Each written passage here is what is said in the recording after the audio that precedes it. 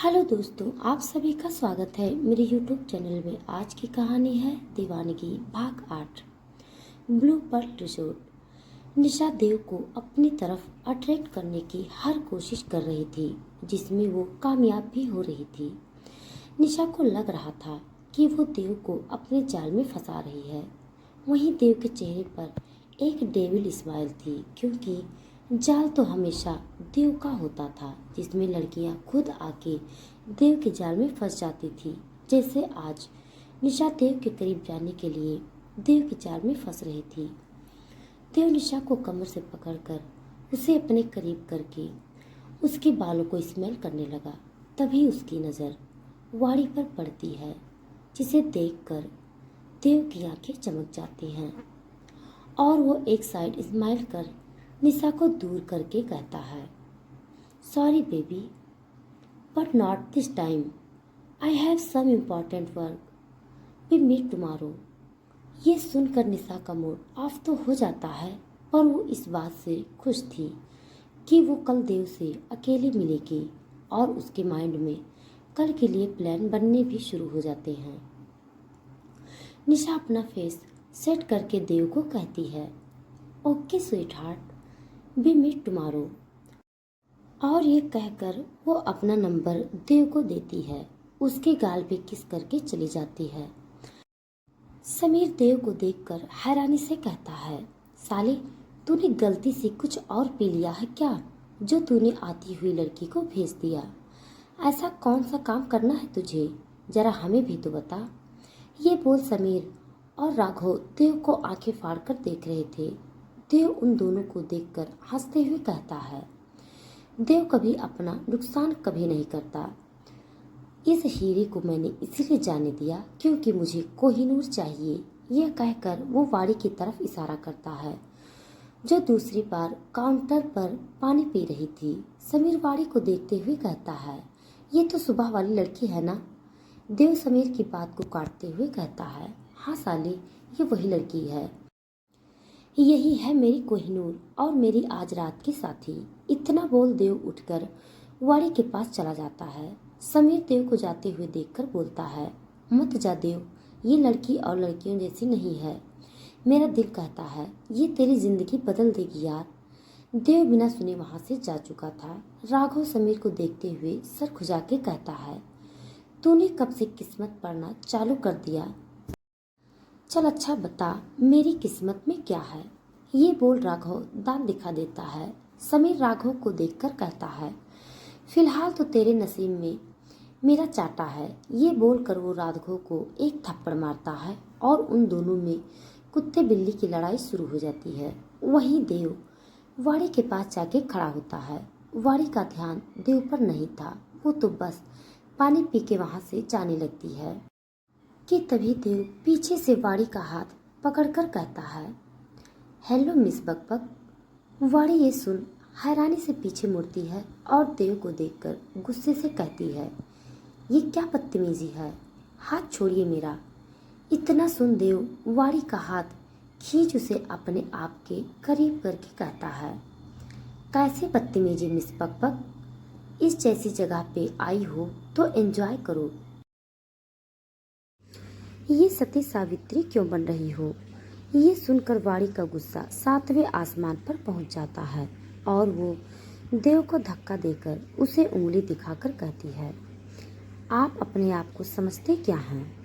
आप क्या कहीं के प्रिंस हैं जो हर लड़की आपके करीब आने के लिए मरे जाएगी? माफ़ कीजिएगा अगर आपको ऐसा लगता है तो, क्योंकि मुझ जैसी लड़की तो आप जैसे बिगड़े रईस चादे से दूर रहना ही पसंद करेगी, समझे आप? देव वाड़ी की बात सुन जलती निगाहों से उसे घूरता है। वाड़ी की आवाज़ इतनी तेज थी कि उस जगह के सभी लोगों की नज़र अब देव और वाड़ी पर थी। निशा उस जगह नहीं थी। रंजन जी से बात करते हुए वो रिसोर्ट के बाहर आ गई थी। वहीं वाड़ी देव को घूरते हुए वहां से जाने के लिए मुड़ती है। तभी देव वाड़ी को फिर से अपने करीब कर उसके बालों को पीछे से मुट्ठी भर खींचते हुए एक खतरनाक आवाज में कहता है, तुम जैसी 2 कौड़ी की लड़की की इतनी हिम्मत जो तुमने देव खुराना से ऊंची आवाज में बात की तो ठीक है। तुम्हें मेरे करीब आने से दिक्कत है ना, तो आज मेरे बिस्तर की सिलवटों की वजह तुम बनोगी। ये बोल वो वाड़ी को कंधे पे उठाकर रिसोर्ट के वीआईपी कमरे की तरफ ले जाता है। देव वाड़ी को कमरे के बेड पर फेंक देता है। ये देख वाड़ी बहुत डर जाती है और देव को देख गुस्से में उसे खींचकर एक थप्पड़ मार देती है। देव को वो थप्पड़ इतनी जोर से लगा था कि वो 2 पल अपना गाल पकड़े खड़ा रहा। वाड़ी अपनी आंसू भरी लाल आंखों से देव को देखते हुए चिल्लाते हुए कहती है, किस तरह के जाहिल इंसान हैं आप जैसे इंसान को जन्म देके तो आपकी माँ भी पछता रही होंगी। आपको जरा भी ये एहसास नहीं है कि आप एक लड़की को इंसान नहीं अपने इस्तेमाल की चीज़ समझते हैं। इतना कह वाड़ी रोते हुए देव को धक्का देकर बाहर भाग जाती है। बाहर जाकर उसे निशा मिलती है, जो कि अभी भी फ़ोन पर अपने डैड से बहस कर रही थी। वह जाकर निशा से कहती है, निशा अब हम घर चलें। निशा वाड़ी को देखती है, जिसकी हालत थोड़ी सी खराब थी। निशा इस बात पर कोई ध्यान नहीं देती और अपनी गाड़ी की तरफ जाती है और अपने डैड से कहती है, ओके डैड, फाइन, हम आ रहे हैं घर। आप तो बिल्कुल एक डिफिकल्ट डैड की तरह बात करते हैं। इतना बोलकर वह दोनों गाड़ी में बैठकर अपने घर के लिए चली जाती हैं। दूसरी तरफ देव गुस्से में अपने उस कमरे में खड़ा था। देव गुस्से की आग में तप रहा था और अपने गालों पर हाथ रख एक खतरनाक वॉइस में कहता है, तुमने ये ठीक नहीं किया मिस पकपक, इसका अंजाम तुम्हें भुगतना पड़ेगा। मैं तुम्हारी जिंदगी इस कदर नर्क बना दूंगा कि तुम अपनी मौत की भी भीख मांगोगी। ये वादा है देव खुराना का। यह कहते हुए देव के चेहरे पर बेहिसाब नफरत और आंखों में गुस्सा देखा जा सकता था। अग्निहोत्री मेंशन। वाड़ी गाड़ी से उतरकर सीधा अपने कमरे में चली जाती है और निशा इस चीज की बिल्कुल भी परवाह न करे बगैर अपने कमरे की तरफ निकल जाती है। वाड़ी अपने कमरे में पहुंचती है और फूट फूट कर रोने लगती है और अपनी माँ की तस्वीर को गले लगाते हुए कहती है, माँ क्यों मुझे छोड़कर चली गई? आखिर क्यों मुझे इस दुनिया में अकेला छोड़कर चली गई? माँ कोई नहीं आपकी इस लाडो के पास इस दुनिया में जिससे आपकी बेटी अपना दर्द बांट सके। पिताजी तो देखते तक नहीं हैं। माँ क्यों मुझे छोड़कर चली गई हैं आप? यह कहते हुए वाड़ी काफ़ी ज़्यादा रो रही थी और रोते रोते ही वो सो जाती है।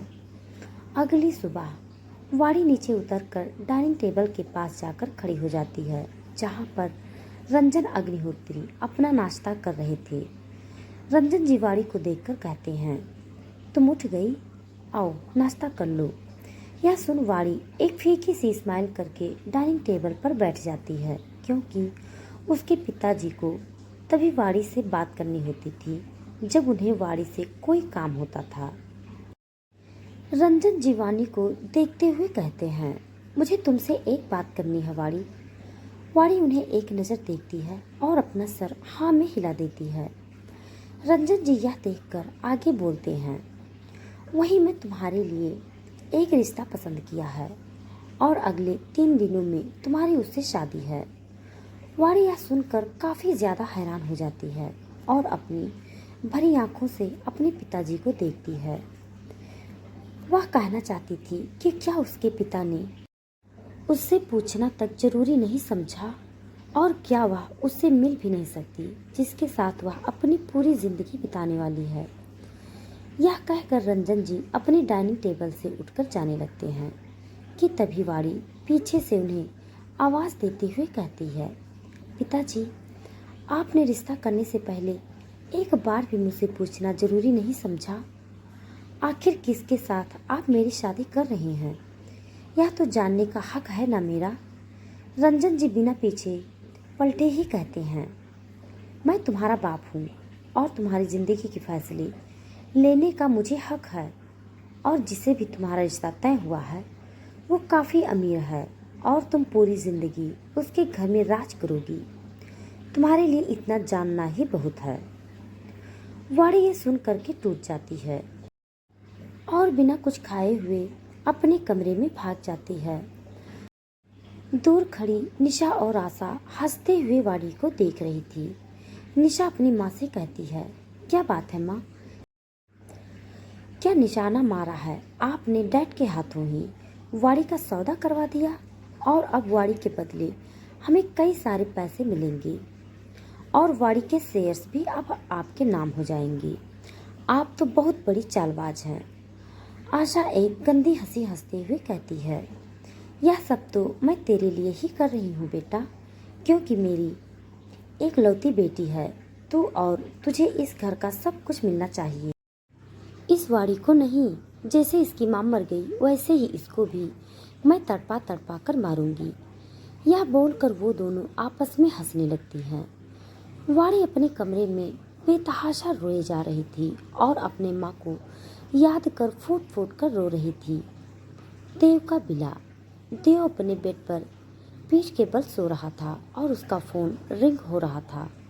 वो अपने फ़ोन के रिंग को बंद करते हुए अपने बेड से उठता है और फ़ोन को अपने कान पर लगाकर कहता है, बोलो समीर, इतनी सुबह सुबह क्यों फ़ोन कर रहे हो? दूसरी तरफ से समीर कहता है, साले, मेरी रात की नींद खराब करके तू आराम से सो रहा है। जिस काम के लिए तूने मुझे बोला था वो काम हो गया है। अब बता, फ़ोन पर बताऊं या मिलकर? तभी देव कहता है, 10-15 मिनट के अंदर ऑफिस आ जा। यह कहकर देव फ़ोन काट देता है। खुराना इंडस्ट्री, देव का केबिन। समीर देव के सामने एक फाइल लिए चेयर पर बैठा था। समीर देव को देखते हुए कहता है, तूने जो भी इस लड़की की इन्फॉर्मेशन मंगवाई थी मैं सब इन्फॉर्मेशन लेकर आया हूँ। उस लड़की का नाम वाणी अग्निहोत्री, उसके पिताजी का नाम रंजन अग्निहोत्री। रंजन अग्निहोत्री की एक कंपनी है जिसका नाम है एंजल फैशन डिजाइनिंग कंपनी। उसकी एक सौतेली बहन और एक सौतेली माँ है। बहन का नाम निशा अग्निहोत्री और माँ का नाम है आशा अग्निहोत्री। उसकी बहन और माँ उसको कुछ खास ज़्यादा पसंद नहीं करते और आजकल उसके पिता की कंपनी भी बहुत ज़्यादा लॉस में चल रही है। मैंने यह भी पता लगाया है कि उसके पिता किसी राजीव यादव से उसका रिश्ता तय कर रहे हैं, जिसके लिए राजीव यादव उसको बहुत बड़ी रकम दे रहा है ताकि वह अपनी कंपनी में इन्वेस्ट कर सके। यह सारी इंफॉर्मेशन सुन देव के चेहरे पर एक डेविल स्माइल थी और वह समीर को देखते हुए अपने काफ़ी डीप वॉइस में कहता है, ओके, तो फिर मिस बकबक को बचा लेते हैं, क्यों समीर? समीर मुस्कुराते हुए कहता है, तो नहीं सुधरेगा साले, किसी की मदद भी करनी है तो उससे नफरत निभाने के लिए। देव मुस्कुराते हुए कहता है, नफरत नहीं यार, अपना बदला लेने के लिए। यह कहते हुए देव के चेहरे के एक्सप्रेशन बहुत ही ज़्यादा डार्क हो जाते हैं। समीर यह सुनकर अंदर ही अंदर कहता है, पता नहीं आगे यह डेविल क्या करेगा। 3 दिन बाद वाणी की शादी का दिन। वाणी दुल्हन के जोड़े में अपने कमरे में एक बेजान गुड़िया की तरह बैठी हुई थी।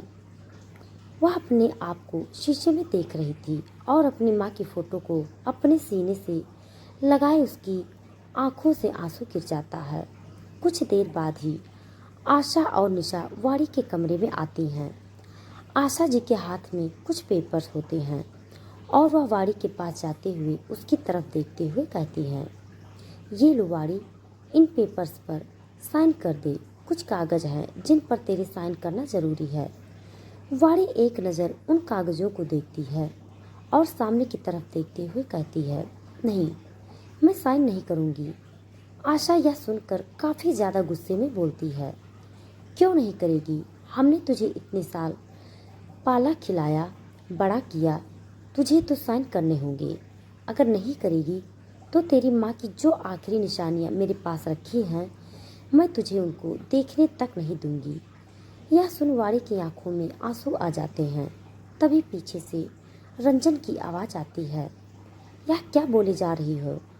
आशा यह सुनकर थोड़ी सी झिझक जाती है और पीछे मुड़कर झूठी मुस्कान के साथ कहती है, कुछ नहीं, बस मैं वाड़ी को समझा रही थी कि अगले घर जाकर अच्छे से रहे और हमारे घर का नाम रोशन करे।